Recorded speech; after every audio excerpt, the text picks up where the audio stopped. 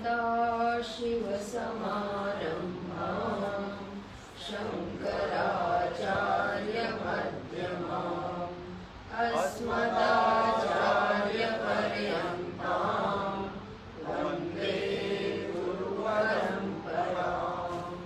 मूकं करोति वाचालं पङ्गुं लङ्घयते यत्कृपातमहं वन्दे परमानन्दमाधवम्। समस्तजनकल्याणे निरतं करुणामयं नमामि चिन्मयं देवं सद्गुरुं ब्रह्मविद्वरम्।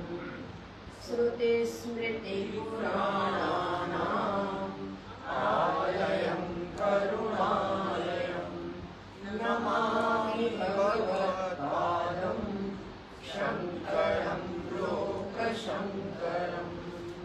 ईश्वरो गुरुरात्मेति मूर्तिभेदविभागिने व्योमवद्व्याप्तदेहाय दक्षिणामूर्तये नमः।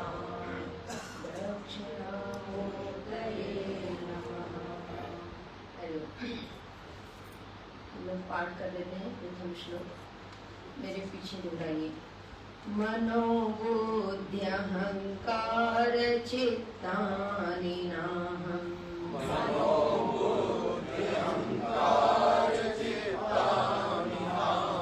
न च श्रोत्रजिह्वे न च घ्राणनेत्रे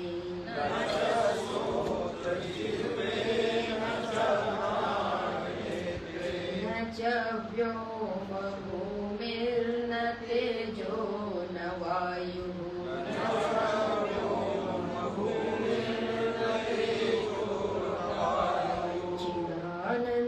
चिदानन्दरूपः शिवोऽहं शिवोऽहम्। चिदानन्दरूपः शिवोऽहं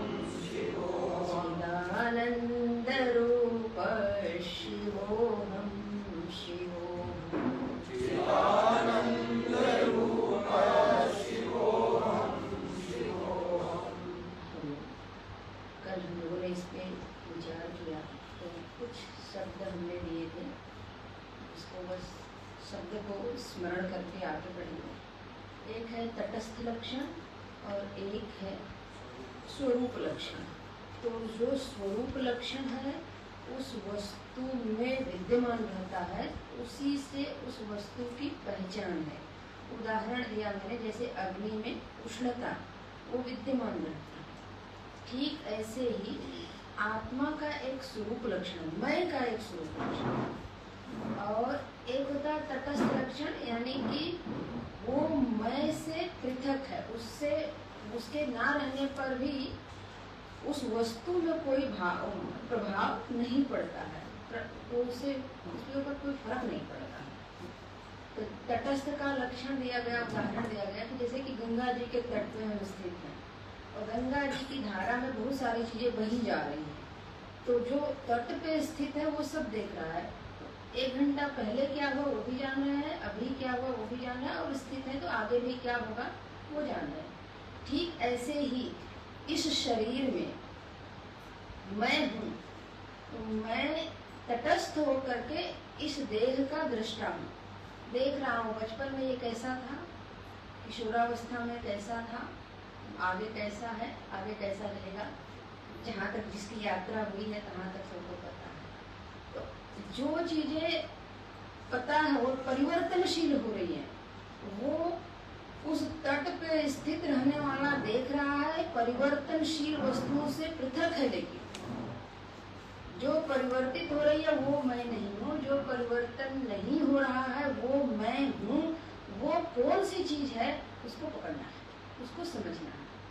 तो प्रथम श्लोक में हम लोगों ने देखा कि तीसरी पंक्ति में 5 महाभूतों का निषेध किया गया, उसके ऊपर जो दूसरी पंक्ति है उसमें ज्ञानेंद्रियों का निषेध किया गया, और जो सबसे ऊपर की पंक्ति है मनोबुद्धि अहंकार चित्तानि नाम, ये अंतःकरण है, अंतःकरण चतुष्टय, उसका निषेध किया गया, निषेध कर दिया गया। अब ये जो चीज है उसको हम लोग अभी तक अपना मानते हैं कि नहीं मानते? मन मेरा है, बुद्धि मेरी है, समझ मेरी है, यही हम लोग मानते हैं और उसी के अनुसार व्यवहार करते हैं। अगर कोई पूछे कि आप कौन हैं, तो सबसे पहले हम अपना नाम बताएंगे। नाम बताने के लिए किससे तादात्म्य करना होगा? देह से तादात्म्य, यही हमारा परिचय है। फिर इस देह के बाद इसमें जो ज्ञान विज्ञान है उससे संबंध करके हम विद्वान हैं अमुक विषय के, हम अमुक पद पे काम करते हैं, ये चलता है।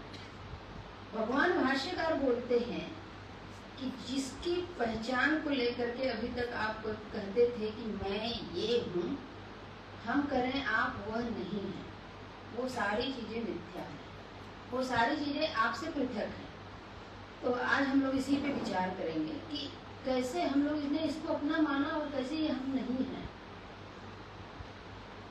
तो सबसे पहली बात है कि जो मैं की परिभाषा है, जो आत्म तत्व की परिभाषा है, उन्होंने सबसे अंतिम पंक्ति में बोले वो चित स्वरूप है, आनंद स्वरूप है, शिव स्वरूप है। शिव स्वरूप माने शिव जी का जो स्वरूप है वो नहीं, सब ये सगुण रूप है, कल्याण स्वरूप, वो जो है वो कल्याण स्वरूप है, यानी कि उसी से हमारा कल्याण होगा। तो कहते हैं कि आत्मा को जानने के लिए आपको ये है कि आत्मा माने मैं एक हूँ, ये बात पक्की होती है, मैं हूँ। तो जहाँ पे कई चीजें मालूम पड़े, पहली बात है उस कई चीजों में एक का निर्धारण करना है। तो जब कई चीजों में एक का निर्धारण करेंगे तो 5 महाभूत हैं, एक महाभूत तो है नहीं, ये सबको पता है। थोड़ा सा हम लोग तत्वबोध का आश्रय लेंगे। तत्वबोध दृग्दृश्य विवेक उपदेश सारे प्रारंभिक ग्रंथ है, इन्हीं का आश्रय लेकर के चलेंगे और बड़ी सरल है तो सरलता से ही समझने की कोशिश करेंगे। तो ये जो 5 महाभूत हैं वहाँ पे बताया गया है कि सबसे पहले हमको विचार करना होगा, यदि हम आत्म तत्व को जानने के लिए उद्यत हुए हैं तो आत्मा क्या है और आत्मा से भिन्न अनात्मा क्या है। वहाँ पे परिभाषा दी है, नित्यम वस्तु एकम ब्रह्म तद व्यतिरिक्तम सर्वम अनित्यम। नित्य वस्तु केवल एक आत्मा है, उससे भिन्न सब अनित्य है। जो अनित्य होता है वो परिवर्तनशील होता है, उसमें परिवर्तन होते हैं, उसमें विकारित्व होता है, यानी आज जो जिस स्थिति में है उसी स्थिति में वो अगले क्षण नहीं रहेगा। हम अगले क्षण की बात करें, अगले दिन नहीं रहेगा। तो जैसे ये जल रखा है, ये अभी जैसा है ये 4 घंटे के बाद वैसा नहीं रहेगा। संभव है इसमें कुछ ऐसी चीजें भी आ जाए पीने के योग्य भी ना रहे। तो जो वस्तु परिवर्तनशील है, विकारी से विकारित्व है, वो अनित्य है और वो आत्मा नहीं है। तो 5 महाभूतों में विकार है, इसलिए ये मैं नहीं हूँ। और अगर हम लोग थोड़ा सा दर्शन में प्रवेश करें, वहाँ पे देखते हैं ये जो 5 महाभूत हैं, पृथ्वी, जल, अग्नि, वायु और आकाश, ये जो 5 महाभूत हैं, इन 5 भूतों की जब सृष्टि प्रक्रिया बताई जाती है तत्वबोध में ही है, तो उसके अंदर 3 गुण हैं। एक है सत्वगुण, फिर रजोगुण और तमोगुण। तो जो तमोगुण है, तमोगुण स्थूल होने के कारण उसकी पंचीकरण 5 मिलते हैं, तो 5 के मिलने से एक आकार बनता है। वो आकार मानवाकृति भी है, पशुआकृति भी है, कोई भी है, तो वो तमस अंश से बना है। और जो हमारे भीतर ये दूसरी पंक्ति है ना, च श्रोत्र जिह्वे न च घ्राण नेत्रे, ये है ज्ञानेन्द्रिया। ज्ञानेन्द्रिया 5 महाभूतों के सत्वांश से बना है ना। क्यों? तमस अंश का है तो उसमें जड़ता अधिक है, तो शरीर में जड़ता अधिक है। ये सब कार्य कारण लगाते चले हम लोग। कार्य कारण जितना हम लगाएंगे उतना ही हम इसको पृथक कर पाएंगे। शरीर तमस अंश से इसलिए बना है क्योंकि जो चीजें तामसिक है उसमें स्थूलता जड़ता अधिक है। तो ये जहाँ पड़ा है वहाँ पड़ा है। इसको जब भीतर से एक अंतःकरण, हम जागेंगे नहीं, हम जागते हैं माने कभी हम उस पर आएंगे, हम जागेंगे माने अहंकार जागता है, तो फिर ये शरीर उठता है। तमस अंश से बना है इसलिए इसमें स्थूलता है, दृश्यता है और ये विकारी से युक्त है। जो ज्ञानेंद्रियां हैं वो सत्वांश से बनी है, क्योंकि उनमें कोई वस्तु सामने आती है तो उस वस्तु को वो प्रकाशित करती है। तो सत्व गुण का धर्म है, गीता जी के 14वें अध्याय में, कि ज्ञान उपजायते, ज्ञान को प्रकाशित करता है। तो ये ज्ञानेंद्रियां हमारे भीतर ज्ञान, बाहर की वस्तुओं को प्रकाशित करती हैं, लेकिन श्रोत्र इंद्रिय रूप को प्रकाशित नहीं करेगी और नेत्र इंद्रिय शब्द को प्रकाशित नहीं करेगी। इसी के आधार पर विषयों का विश्लेषण किया गया। ये बैठ के मनन करने के लिए निधिध्यासन के श्लोक है, इसलिए बैठ के मनन करना कि हमारे पास 5 ही ज्ञानेंद्रियां, छठी नहीं है। छठी में वो आ जाएगा मनाष्ठान में अंतःकरण। तो 5 विषय हैं पूरे जगत में। ध्यान दीजिएगा, हम शरीर से उठ के जगत में जा रहे हैं, क्योंकि जगत रूपी विषय को हम अपने ज्ञानेंद्रियों के द्वारा ग्रहण करते हैं। तो ये व्यष्टि शरीर समष्टि से पुष्ट होता है, वहां से हम लेते हैं। अगर समष्टि से हमको पुष्टता ना मिलती, हमारी आवश्यकता शरीर मात्र से पूरी हो जाती, तो सब लोग एक जगह बैठ जाते कि नहीं बैठ जाते। क्योंकि ये स्थूल शरीर इसी 5 महाभूतों से लेकर के एक छोटा पिंड बना है, तो इस छोटे पिंड की पुष्टि समष्टि से होगी, वहां से हमें लेना पड़ेगा। तो 5 ज्ञानेंद्रियां भी अपना विषय इसी समष्टि से लेती है, तो वो सत्व अंश से बनी है। लेकिन प्रत्येक ज्ञानेंद्रियां एक एक महाभूत से बनी है।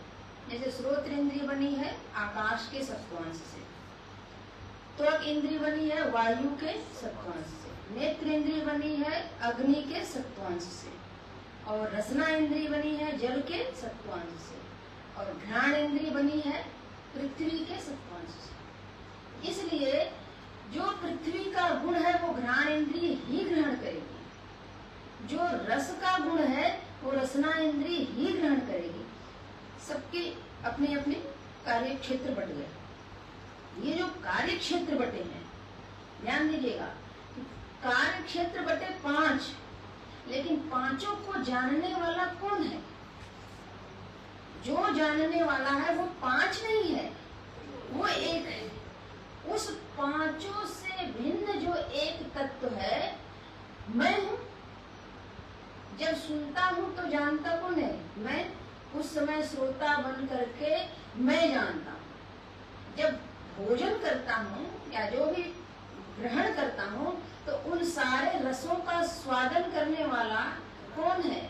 मैं हूं। उसको जानता मैं हूं। ये जो मैं है भिन्न भिन्न इंद्रियों पे जा करके अपनी उपस्थिति दर्ज करता है, और जब जहाँ बैठता है तहाँ का भोक्ता बन करके काम करता है। इसका मतलब है मैं को दौड़ने के लिए वो जगह है ना? मन अब वो दौड़ता है, वो सर्वव्यापी है। जब जब हम भोक्ता बनते हैं तब तब हम उस इंद्रियों को फोकस करते हैं, उसकी प्रधानता से अपने को अभिव्यक्त करते हैं, प्रकट करते हैं। तो 5 मैं नहीं हूं। क्यों? क्योंकि 5 है तो 5 संघात हुआ, और जो संघात होता है वो किसी और के लिए होता है। संघात परार्थ के लिए होता है। तो जिनके लिए ये काम कर रहे हैं वो मैं हूं, ये पकड़ना है। यानी सुनता है, सुनने वाला जो है, वो सुनने वाला जो है वो मैं हूं, ना कि श्रोत्र इंद्रिय। अच्छा, केवल कान काम करे और उसके पीछे मन ना रहे तो हम सुन नहीं सकते। इसलिए फिर अंतःकरण की जो सत्ता है वो स्वीकार कर ली जाती है। कहते हैं ना, जैसे कि अगर ध्यान कहीं ऐसे विक्षिप्त चित्त है, कहीं ध्यान लगा है और कोई सामने से गुजर गया, कोई पूछे कि आपने देखा क्या, मैंने ध्यान नहीं दिया। ध्यान नहीं दिया, आंखें खुली थी, आप यहीं बैठे थे, मैंने ध्यान दिया, मन कहीं और था। तो कहते हैं कि मन जहाँ होता है मैं तहाँ होता हूँ, मैं वही होता हूँ जहाँ मेरा मन होता। ये बात अनुभव से भी सिद्ध है। लेकिन जब इतना विचार करते हैं तब सिद्ध होता है, और जब नहीं करते हैं तब तो सब कुछ बने बैठे हैं, देखने वाला भी, सुनने वाला भी, स्पर्श करने वाला भी, सब कुछ हम ही बैठे हैं। कहते हैं अब जो पहली पंक्ति है, मन बुद्धि अहंकार चित्त, ये कैसे बने हैं? ये भी पांचों महाभूतों से ही बने हैं। पांचों महाभूतों के ये पृथक पृथक अंश नहीं है, ये समष्टि पंच महाभूत है। यानी कि इस पांचों महाभूतों का समष्टि रूप मिला और उनका समष्टि रूप मिल करके बना जो चीज वो है अंतःकरण। इसलिए मन की उपस्थिति में श्रोत्र इंद्रिय के साथ मन बैठता है तो सुनने लगता है, रसना इंद्रिय के साथ मन बैठता है तो रस का ग्रहण करने लगता है, घ्राण इंद्रिय के साथ मन बैठता है तो गंध को ग्रहण करने लगता है। यदि उनके साथ ना बैठे, केवल ये शब्द के साथ नहीं है, अगर हम भोजन कर रहे हैं, इसलिए आजकल बहुत जोर से ध्यान बोला जाता है कि मोबाइल चला के टीवी देखते हुए भोजन ना करें। क्यों? क्योंकि बड़ी मेहनत से भोजन बनाया गया है और उसमें रस डाला गया है, तो उसको बताइए तो सही कि ये इसमें कौन सा रस है, इसमें कौन सा रस है, अच्छा लगा कि नहीं लगा, तभी तो कल बनाएंगे वैसा। तो वो मन जब रसना इंद्रिय के साथ यानी पूरी तरह से फोकस्ड होता है तब जाकर के उस रस को समझ पाता है, नहीं तो मन कहीं है ग्रहण कुछ हो गया। ये अब जो मन बुद्धि चित्त अहंकार है, ये सब हमने देखा तत्वबोध के आधार पे कि ये बना किससे है? पांचों महाभूतों के सत्वांश से। सत्वांश के पृथक पृथक अंश से भी चीजें बनी है, वो भी हमारे पास है। सत्वांश के समष्टि से बनी हुई जो चीजें हैं वो भी हमारे पास है। और उस पांचों महाभूतों का जो स्थूल रूप है उससे भी जो चीजें बनी है वो स्थूल शरीर हमारा है। तो अब पांच महाभूत है, वो पांचों महाभूत मैं नहीं हूँ। क्यों? क्योंकि कई जगह बोला गया है जो पांचों महाभूत है वो प्रकृति के अंतर्गत आता है और प्रकृति से पुरुष भिन्न है। सेम यही श्लोक हम आपको दिखाएंगे। एक भगवान भाष्यकार का ग्रंथ है सदाचार, मेरे पास तो पूरा उन्हीं के ये ग्रंथों का वेदांत ब्रह्मण का ये लिस्ट है, तो मैं जगह जगह से श्लोक कई खोजी हूँ, लेकिन एक श्लोक आपको सुनाते हैं। न त्वं देहो नेन्द्रियाणि न प्राणो न मनो न धीः। आप न देह है, न इंद्रिय है, न प्राण है, न मन है, न बुद्धि है। क्यों? अब वो कारण बताते हैं। विकारित्वात् विनाशित्वात् दृश्यत्वाच्च घटो यथा। जो ये तीन लक्षण बताए हैं ये हम सबका अनुभव में आता है कि नहीं? विकारी है, मन में विकारी है, ध्यान दीजिएगा, मन भी विकारी है, मन में भी विकार आते हैं। कभी मन शुद्ध होता है, कभी अपना ही मन मलिन मालूम पड़ता है। तो मलिन मालूम पड़ता है तो हमें ही होता है ऐसे गंदे विचार हमारे मन में क्यों आए, आया तो मेरा मन दुखी हो गया। विकारित्वात् विनाशित्वात्, हम उसको कई सारी मान्यताएं हैं, कई सारी भावनाएं हैं जिसको हम एक समय पे हमको अनुकूल नहीं जान पड़ता है, हमारे विकास में बाधा उत्पन्न करता है, तो बलपूर्वक छोड़ते हैं, उसका विनाश करते हैं। और कुछ चीजें कालांतर में विनाश को प्राप्त हो जाती हैं। विनाशित्वात् दृश्यत्वात्, ये दृश्य है। दृश्य देखने के लिए पहले बात है शरीर तो सबको दृश्य मालूम पड़ रहा है, लेकिन मन भी दृश्य है। उसका आलंबन हम लोग कहाँ से ले? दृश्य विवेक से। काम संकल्प संदेहो श्रद्धा श्रद्धे धृतितरे ह्रीर धीर भीरित्येव मालिन भासयेत् चेतना, चेतना से वो बुद्धि से मालूम पड़ता है। वो भी इसमें है, दृग्दृश्य विवेक भी है। उसी दृग्दृश्य विवेक में बहुत सुंदर विवेचन किया गया है कि जो मन बुद्धि चित्त है हम वो क्यों नहीं है, क्योंकि मन दृश्य पर, मन मालूम पड़ता है। और उपदेश सार में बोला गया है मन वृत्ति है, वृत्तयो मन, वृत्ति ही मन है। और एक है इदम वृत्ति और एक है अहम वृत्ति। अहम वृत्ति पे इदम वृत्तियां आती हैं। जो उपदेश सार में अहम वृत्ति बताई गई कि अहम वृत्ति एक है, अहम वृत्ति मैं हूँ, ये जो हम लोगों को जागृत काल से पता चल रहा है, तो मैं हूँ और मेरा मित्र आए, मेरे शत्रु आए, कि मेरा भाई आया, मेरे पिताजी आए, अभी मैं आश्रम गया, अभी मैं अपने घर गया, अभी मैं मार्केट गया, जो भी ये जो सारी वृत्तियां आ रही हैं वस्तुओं से संबंधित, वो इदम वृत्ति है जो बार बार बदल रही है। सुबह नाश्ता जो किया वो भी याद है, चाय पिया वो भी याद है, उसके साथ जो बिस्किट लिया, चाहे जिस भी, वो नाम भी कई तरीके के हैं ना, ये वाला लिया वो वाला लिया, वो याद है।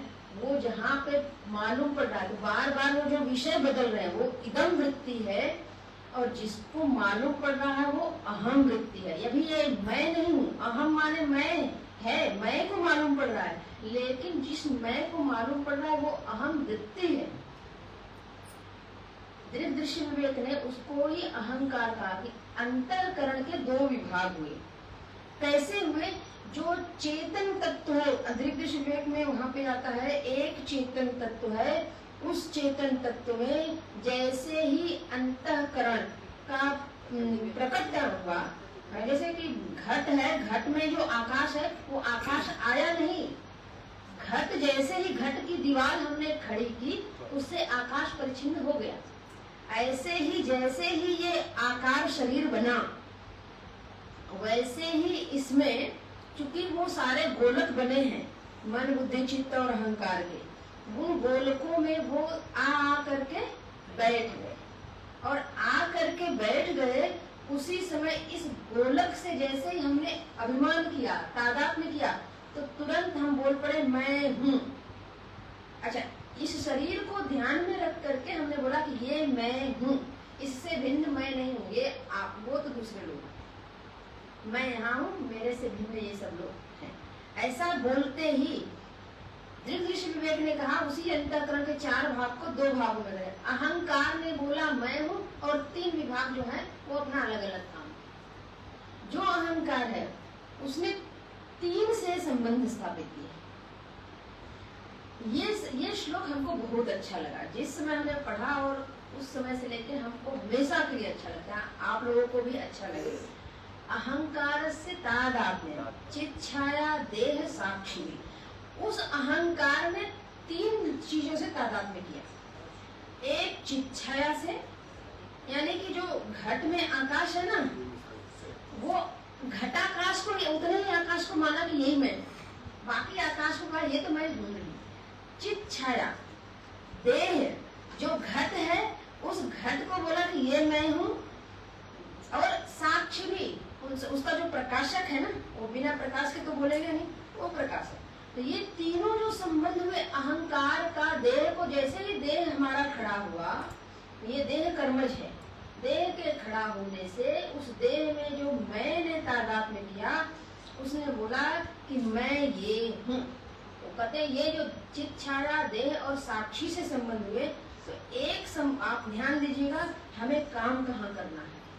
जो ये चिदानंद रूपा शिवोहम शिवोहम हमारे भीतर प्रकट हुआ, वास्तव में हमें विचार कहाँ करना है। कह रहे हैं कि जो चित्त छाया से संबंध हुआ, सहजम, जो संबंध सहज होते हैं उसके लिए कोई परिश्रम करने की जरूरत नहीं। जैसे अग्नि में उष्णता सहज है तो वो कभी नहीं जाएगी, जल में शीतलता सहज है, वो कभी नहीं जाएगी।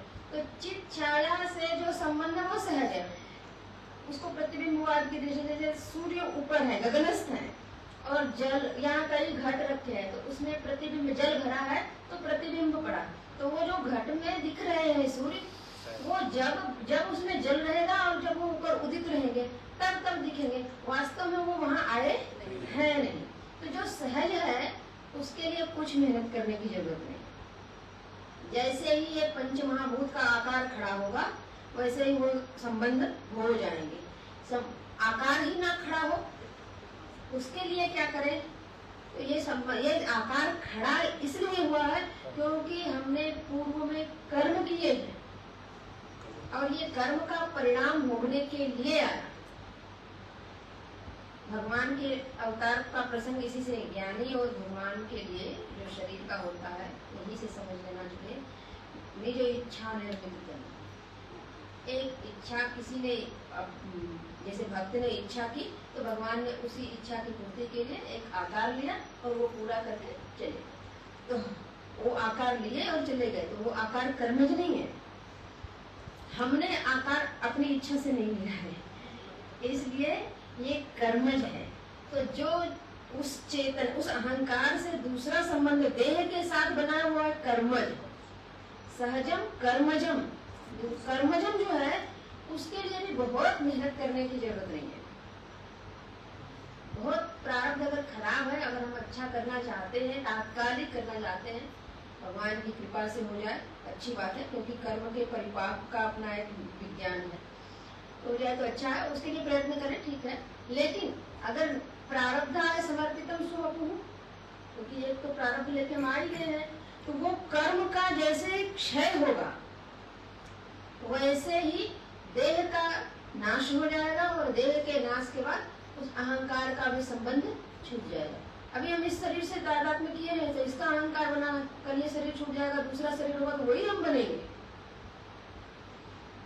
कहते हैं कि एक कोई आदमी थे, उन्होंने कहा कि मेरे को किसी संत ने बताया है कि तुम अगले जन्म में सूअर बनोगे। तो मैं जब ऐसा जन्म होगा अपने बच्चों को बताया कि और माथे पे कुछ होगा, चिन्ह होगा, तो मुझे मार देना, मैं सूअर बन के नहीं रहना चाहता हूँ। जब वो उस शरीर में जन्म लिए तो वो दिखा, एक कहानी बनी है तो भाई वो सब हो गया, दिखा। उनके बेटे ने जब उनको मारना चाहा तो वो बोल पड़े, मैं इसमें बड़ा सुखी हूँ, उसको मत मारो, है मारते। तो जब जो देह मिलती है ना उससे तादात्म्य हो जाता है, उसी में सुख मिलता है।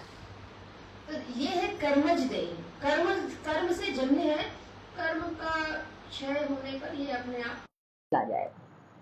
लेकिन जो साक्षी से संबंध है अहंकार का, भ्रांति जन्य, वही चीज को बस हमको हटाना, जो भ्रांति है, जो भ्रम को ही दूर करना है।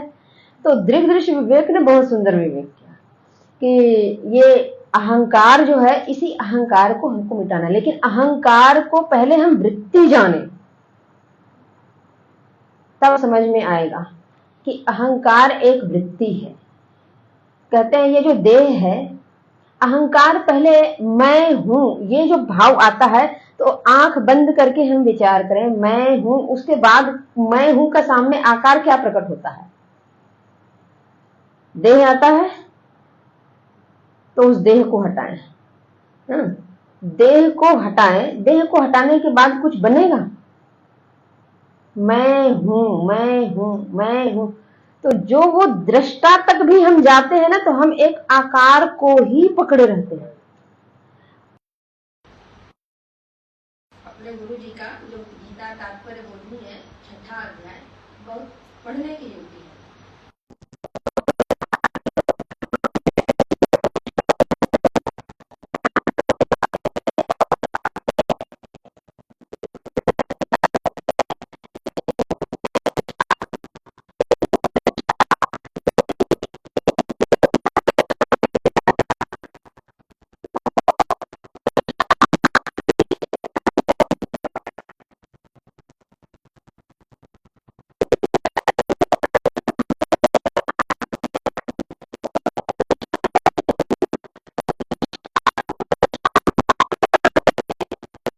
दृष्टा में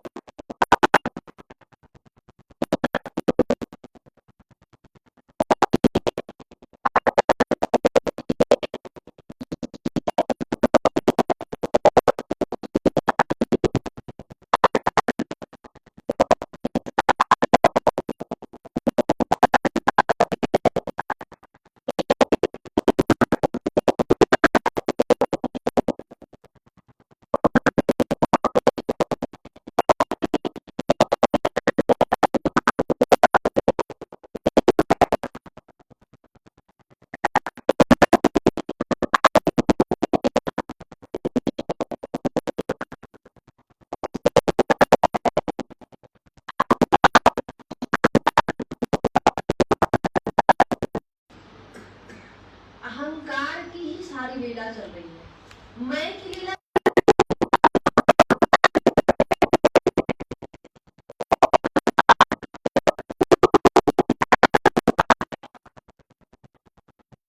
क्षण विषय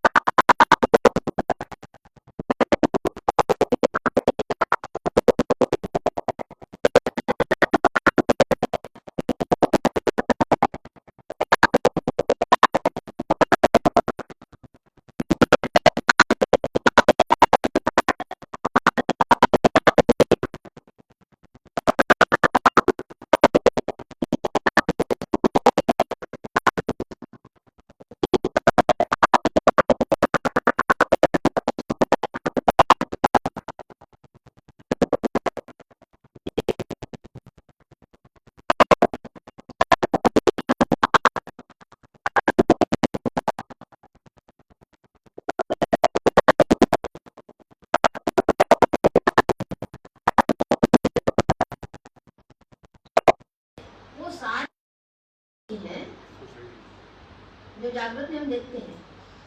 जागृत की जो बनाई हुई चीजें हैं उसको बस हमने नहीं बनाया है।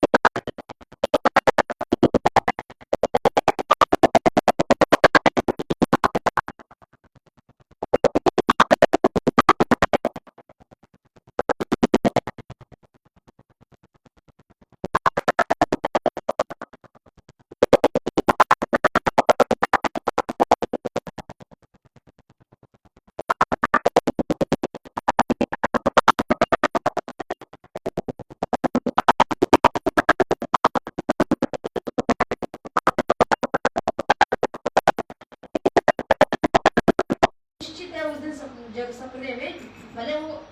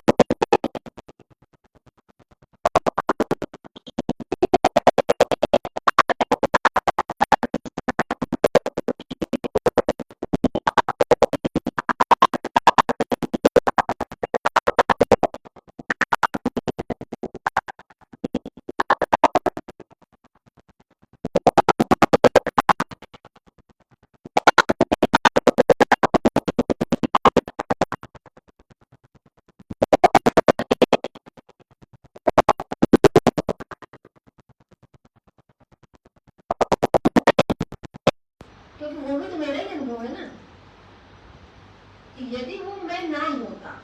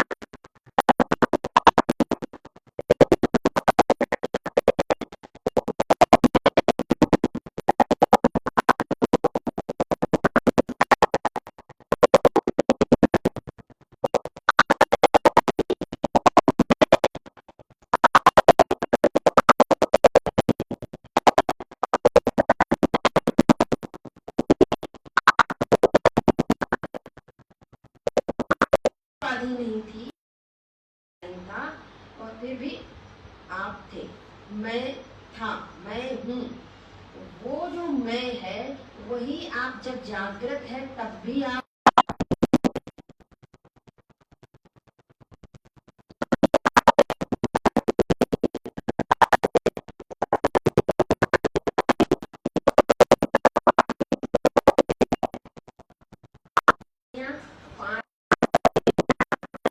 बना शरीर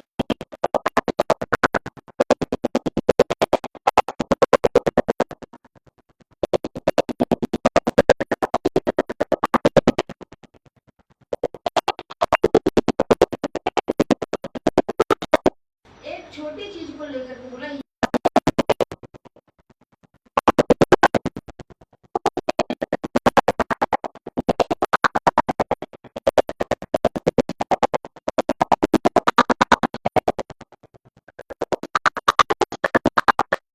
घट को जानते हैं क्योंकि आप प्रकाशक हैं, सर्व के प्रकाशक हैं, इसलिए घट के प्रकाशक है, देह के प्रकाशक हैं, लेकिन देह के प्रकाशक हैं, देह प्रकाश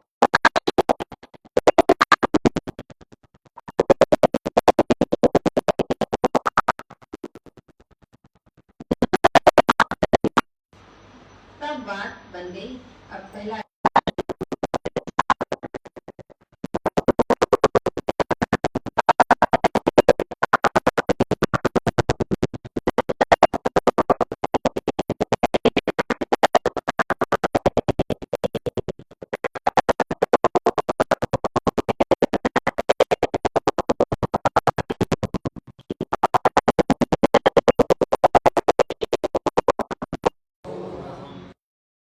पे बैठ करके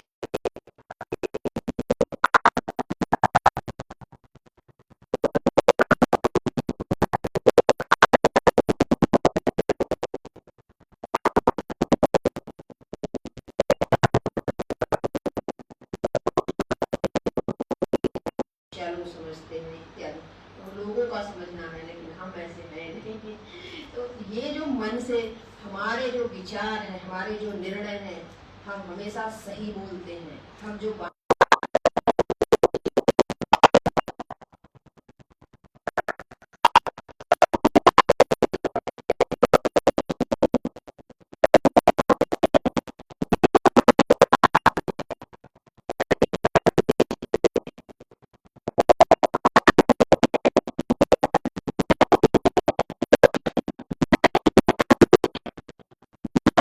स्थिति में ये सब नहीं काम कर सकते हैं। भगवान से किसी मानो हम लोगों को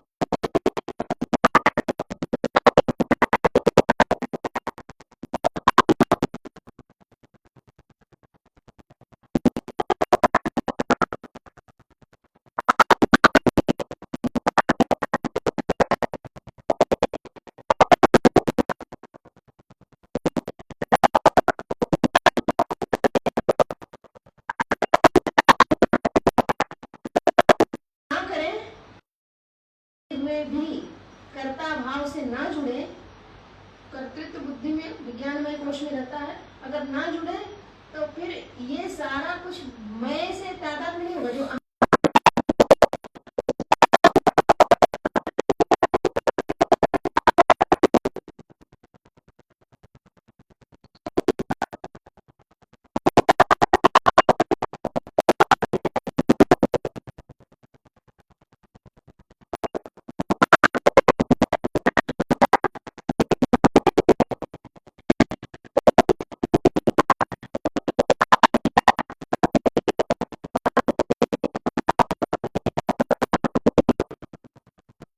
वो हम हैं कि आप मन, तो सीधी सी बात है, तुल्य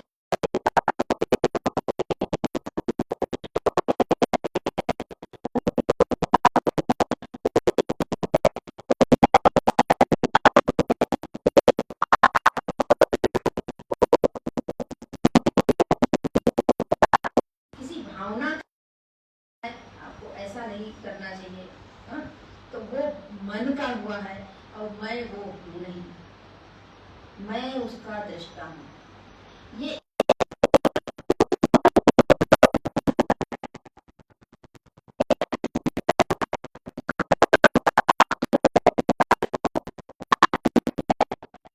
संभव है, काम काम करे, लेकिन वो स्थायी इलाज नहीं है, शाश्वत इलाज किया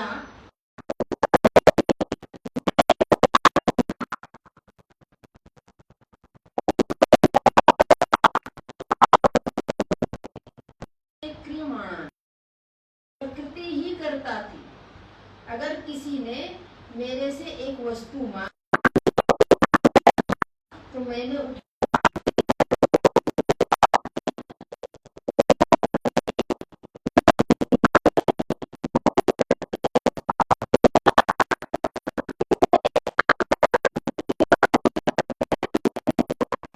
व्यक्त कर दिया। तो ये घटना प्रकृति में चल रही है और नहीं देने का स्वभाव है, हमने नहीं दिया, नहीं देंगे, क्या कर लेंगे, ऐसा कर दिया, झटक दिया। तो ये जो स्वभाव है वो प्रकृति में चल रहा है। राग द्वेषो व्यवस्थितो, ये राग द्वेष प्रकृति में व्यवस्थित है, निश्चित है कि कैसे होगी, कौन कैसा व्यवहार करेगा तो हमारी प्रतिक्रिया कैसी होगी। कोई सत्वांश में स्थित है, सत्व में स्थित है तो प्रतिक्रिया अच्छी होगी। उसी में अगर रजस में स्थित है और वो रजस में भी तमोगुण की छाया पड़ी हुई है तो फिर भयंकर प्रतिक्रिया होगी। वो अपने गुण में स्थित है, लेकिन वो गुण प्रकृति में नहीं हूँ। क्यों? जैसे 5 महाभूत में 5 चीजें हैं, इसलिए मैं नहीं हूँ क्योंकि मैं एक हूँ। वैसे ही प्रकृति त्रिगुणात्मिका है। तो सत्व रज तम ये एक दूसरे को हटा के आते हैं, व्यावर्तित करके आते हैं। तो तीनों गुण, जब सत्व आया है तब रज और तम नहीं है, जब रज आया है तो सत्व और तम नहीं है, जब तम आया है तो सत्व और रज नहीं है। ये जो तीनों गुण व्यावर्तित करके आ रहे हैं, तो इन तीनों गुणों को जानने वाला कौन है? यदि इन तीनों गुणों के साथ बह जाए, बहता है जो वही अहंकार बहता है। लेकिन वही अहंकार का भी पीछे एक दृष्टा है। वो बाद में जब बैठ करके सोचता है तो कहता है कहे ऐसे बह गया। जो बोलता है, जो बह गया, उससे दुख मुझे ही हो रहा है। लेकिन जो पीछे कह रहा है क्यों बह गए, क्यों ऐसा कह दिए, नहीं कहना चाहिए। किसी ने जो कहा सुन लेते, थोड़ी देर के लिए शांत रह जाते। ये पीछे जो समझा रहे हैं तो उस अहंकार से भिन्न अंतर्यामी है, वो चेतन तत्व है। तो तीनों गुण अलग अलग हैं, तीनों गुणों को देखने वाला एक है। यदि वो तटस्थ होकर के भीतर बैठा ना हो तो वो कैसे देखेगा? इसका मतलब है जब तीनों गुणों का हम दर्शन कर रहे हैं तो भीतर जैसा तटस्थ लक्षण चेतन का बताया गया है कि कोई एक चेतन भीतर बैठ करके वो तटस्थ भाव से, दृष्टा भाव से सारी चीजों को देख रहा है, तो वो जो देखने वाला है वही आप हैं। मैं वही हूँ। शास्त्र ने, संत ने, सबने चिल्ला चिल्ला के कहा है, हमारे गुरुजी ने कहा है, तो हमने अपने को गलत माना है, हम अपने को सही मानेंगे।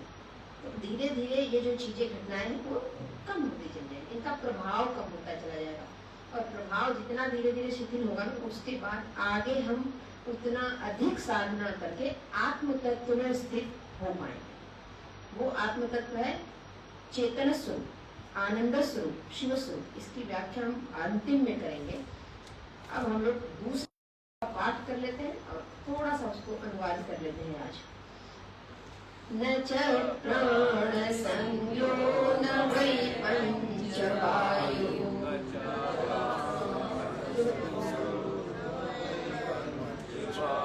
न वा सप्त धातुर्न वा पंचकोशा,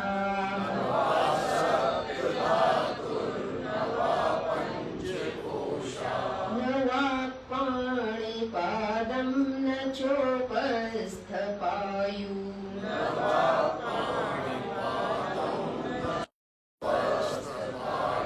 चिरानंद रूप शिवोऽहं शिवोऽहम्,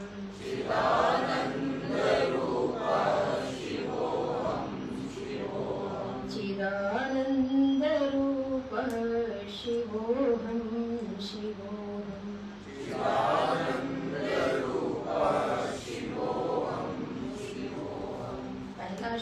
दूसरा श्लोक एक तरह से मैंने हमारे शरीर को और अंतःकरण को भी बता रहा है। आगे जाएगा मनोमय कोश में, नवच प्राण संज्ञो न वै पंचवायु। हम जो जीवित हैं इसमें प्राण की बहुत महत्वपूर्ण भूमिका है। एक सांस रुक जाएगी तो उसी दिन सब कुछ पूरा हो जाएगा। किसी संत को मैंने सुना, बोले कि ये जो शरीर चल रहा है और जिसके कारण हम लोग ये सारा काम कर रहे हैं कि वास्तव में ये प्राणी और सारी समस्या छोटी छोटी चीजों को नहीं लेके, जो महत्व की चीजें उनको लेके है ही नहीं। सारा जगत वायु पर आधारित है, प्राण पे आधारित है, जिसकी कोई कीमत नहीं है। कोई कीमत देते हैं क्या प्राण की? हम लोग नहीं देते ना। तो इस पे आधारित है। तो हम लोग मानते हैं कि प्राण पे है, धन पे है। अगर धन नहीं होगा तो क्या होगा? घर पे है, प्रॉपर्टी पे है। प्राण को कौन मानते हैं? प्राण तो आएगा ही है, उसको तो आना ही है, उसको तो सहज ले लिया है। ये अगर ना रहे तो ये जो धन दौलत सब कहीं किनारे लगे, सब जानता, फिर कब कौन ले लेगा किसको पता है। लेकिन सारे विवाद और सारा उसके बगैर जीवन ही नहीं है, नहीं बोलते ना, उसके बगैर जीवन नहीं है। उसकी आवश्यकता है लेकिन उसके बिना जीवन नहीं है। ये कहां से?